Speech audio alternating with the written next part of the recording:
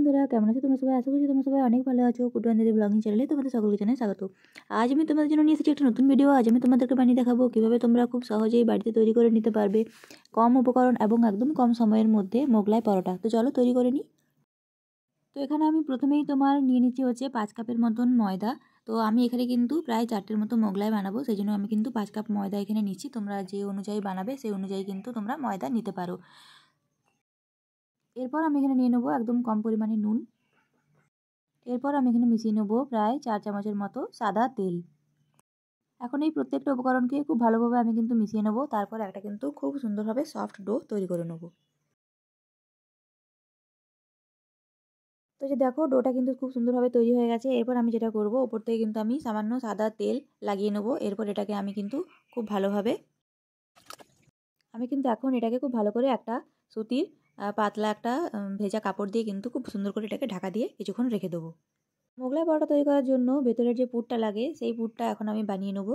আর এই পুর বানানোর জন্য আমি কিন্তু তোমার এখানে 2টো ডিম নিয়ে নিয়েছি। 2টো ডিমকে কিন্তু খুব ভালো করে আমি ভেঙে নেবো।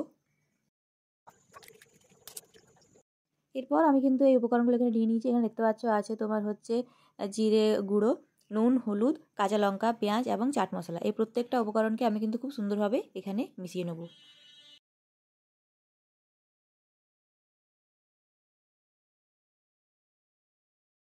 এরপর প্রায় আধ ঘন্টা রেস্ট করার পর এই যে লুইটা দেখছি এটা কিন্তু অনেকটা তোমার সফট হয়ে গেছে। এরপর আমি যেটা করব, আমি কিন্তু এখান থেকে 4টের মতো লেচি কেটে নেব। আমি এখন চাকতিতে লাগিয়ে দিয়েছি সামান্য পরিমাণ সাদা তেল। এরপর আমি কিন্তু এই লুইটাকে খুব ভালোভাবে বেলে নেব।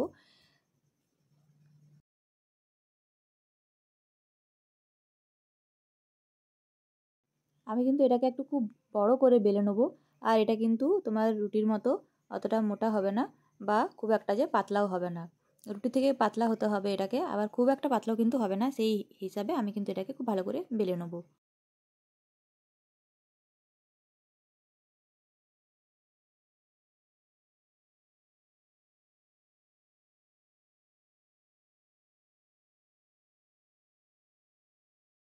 এরপর দেখো আমি কিন্তু রুটিটাকে নিয়ে নিয়েছি তোমার একটা থালার মধ্যে নেওয়ার পর কিন্তু এই যে মিশ্রণটাকে আমি কিন্তু একদম মাঝ বরাবর দিয়ে নেবো।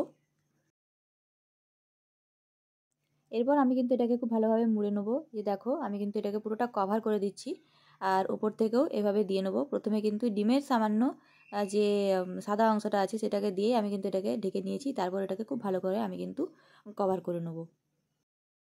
এখন যে দেখো আমি নিয়ে নিয়েছি তোমার কড়াই সাদা তেল। আর এই তেল গরম হয়ে গেলে কিন্তু আমি একটা মোগলাই পরোটা এখানে ছেড়ে খুব ভালোভাবে কিন্তু এটাকে ভেজে নেবো। তো আমি প্রথম মোগলাই পরোটাটাকে খুব সুন্দর করে কিন্তু তেলের মধ্যে দিয়ে নিয়েছি। এরপর 2টো পাশ আমি কিন্তু খুব ভালোভাবে একটু লাল করে ভেজে নেবো।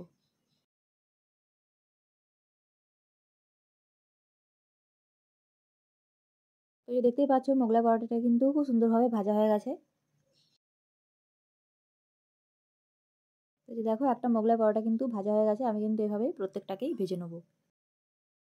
তো আমি কিন্তু এখানে টোটাল 4টে মোগলাই পরোটা তৈরি করেছি। আর এই মোগলাই পরোটাগুলোকে আমি কিন্তু খুব সুন্দর করে ভেজে নিয়েছি। এবার আমি এটাকে প্লেটে একটু সাজিয়ে নিচ্ছি।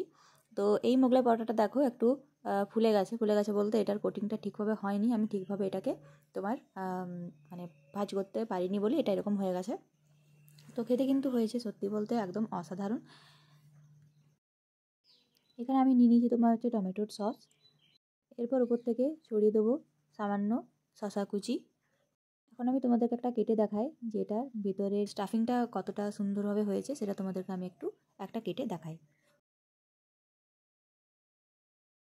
তো দেখো এটা হচ্ছে ভিতরের স্টাফিংটা, যেটা আমি দিয়েছিলাম পুর হিসেবে, সেটা কিন্তু খুব সুন্দরভাবে এখানে দেখা যাচ্ছে। তো যে দেখো আমি ভিতরের যে স্টাফিংটা দিয়েছিলাম সেটা কিন্তু খুব সুন্দর এখানে ভালোভাবে দেখা যাচ্ছে। তো এইভাবেই কিন্তু আমি তৈরি করে নিয়েছিলাম হচ্ছে মোগলাই পরোটা একদম কম সময়ের মধ্যে এবং একদমই কম ঝামেলা ছাড়া। তো এইভাবে কিন্তু তোমরাও বাড়িতে বানিয়ে নিতে পারো খুবই সহজ উপায়ে এবং একদম কম খরচের মধ্যে মোগলাই পরোটা। আমার রেসিপি যদি তোমাদের ভালো লেগে থাকে অবশ্যই কিন্তু চ্যানেলটিকে লাইক, সাবস্ক্রাইব, শেয়ার করতে একদম ভুলবে না। খুব ভালো থেকো, সুস্থ থেকো। ভিডিওটি পছন্দ হলে কিন্তু অবশ্যই কমেন্ট করে জানিও। তোমাদের একটা কমেন্ট কিন্তু আমার জন্য অত্যন্ত মূল্যবান। ভিডিওটা শেষ পর্যন্ত দেখার জন্য তোমাদের সকলকে অসংখ্য ধন্যবাদ। খুব ভালো থেকো, সুস্থ থেকো। খুব তাড়াতাড়ি দেখা হচ্ছে তোমার সাথে একটা পরের ভিডিও নিয়ে। আজকের মতো আমি এখানেই বিদায় নিচ্ছি।